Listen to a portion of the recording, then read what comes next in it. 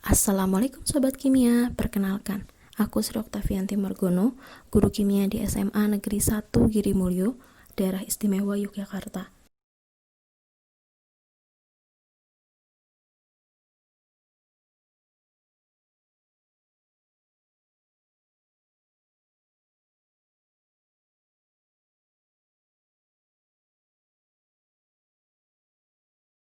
Di video kali ini, kita akan mempelajari tentang sel elektrolisis. Rangkaian sel elektrolisis pertama kali dirancang oleh seorang ilmuwan Inggris yang bernama Michael Faraday. Sel elektrolisis memerlukan energi dari luar agar terjadi reaksi kimia atau bisa disebut reaksi tidak spontan. Seperti yang kalian ketahui, elektroda itu ada dua jenis, yaitu anoda dan katoda. Anoda adalah tempat terjadinya reaksi oksidasi, sedangkan katoda adalah tempat terjadinya reaksi reduksi. Di sel elektrolisis, anoda adalah kutub positif dan katoda adalah kutub negatif. Reaksi yang terjadi pada sel volta langsung bisa kita tuliskan, sedangkan pada sel elektrolisis kita harus mengetahui dulu elektroda dan bentuk elektrolit yang digunakan. Hal ini harus kita lakukan karena penulisan reaksi akan berbeda-beda tergantung dengan elektroda dan bentuk elektrolit yang digunakan selama terjadinya elektrolisis. Maka dari itu, reaksi dalam sel elektrolisis dapat dibedakan menjadi 3, yaitu yang pertama, sel elektrolisis dengan elektrolit lelehan. Yang harus kita tekankan di sini adalah elektrolit yang berbentuk lelehan. Yang kedua adalah sel elektrolisis dengan larutan elektrolit dan elektroda inert. Yang harus kalian tekankan di sini adalah elektrolit yang berbentuk larutan dan elektroda yang inert. Inert di sini maksudnya adalah tidak reaktif atau elektrodanya tidak ikut bereaksi selama sel elektrolisis ini berlangsung. Yang ketiga adalah sel elektrolisis dengan larutan elektrolit dan elektroda tidak inert. Yang harus kita tekankan di sini adalah elektrolit yang berbentuk larutan dan elektrodanya tidak inert. Tidak inert di sini maksudnya adalah reaktif atau elektrodanya ikut bereaksi selama elektrolisis berlangsung. Mari kita bahas yang pertama, yaitu reaksi sel elektrolisis dengan elektrolit lelehan. Lelehan bisa disebut juga leburan. Pada umumnya, sel elektrolisis dengan lelehan elektrolit menggunakan elektroda yang inert. Contoh elektroda inert atau elektroda yang tidak reaktif adalah platina atau PT lambang unsurnya, karbon atau grafit lambang unsurnya adalah C besar, dan emas lambang unsurnya adalah AU. Elektroda ini tidak reaktif, maksudnya elektroda ini tidak akan terlibat dalam proses reaksinya. Contoh soalnya,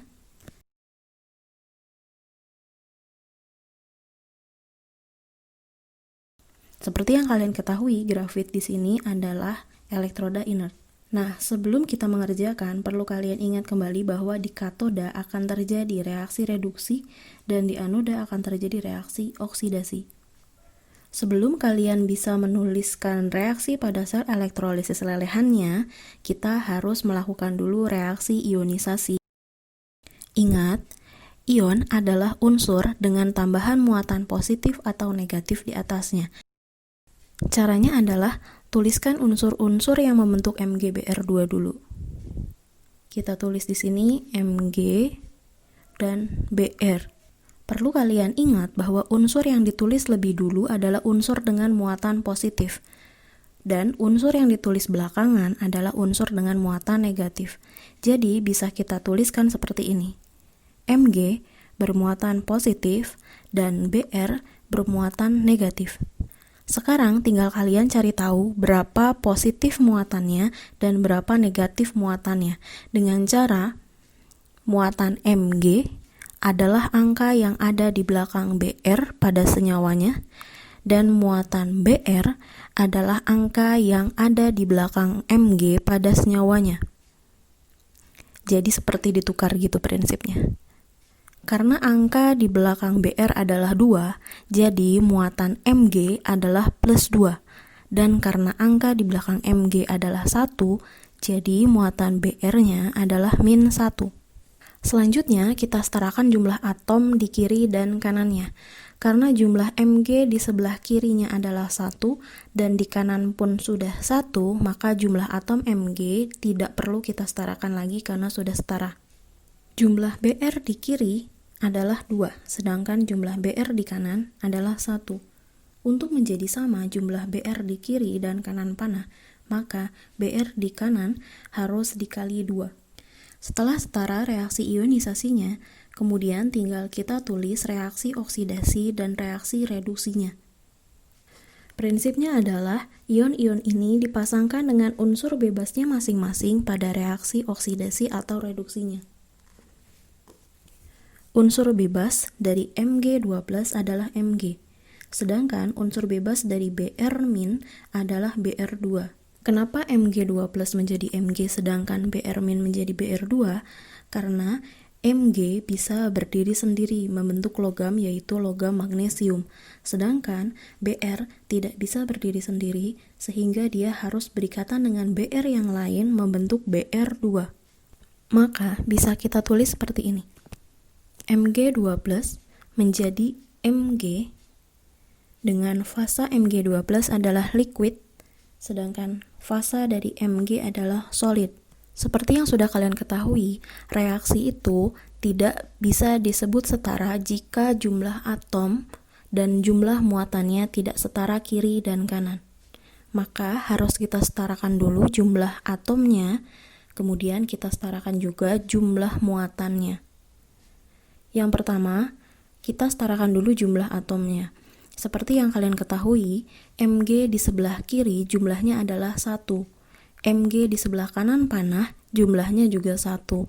Karena sudah setara jumlah atom di kiri dan di kanan panahnya, maka kita anggap sudah setara secara jumlah atomnya.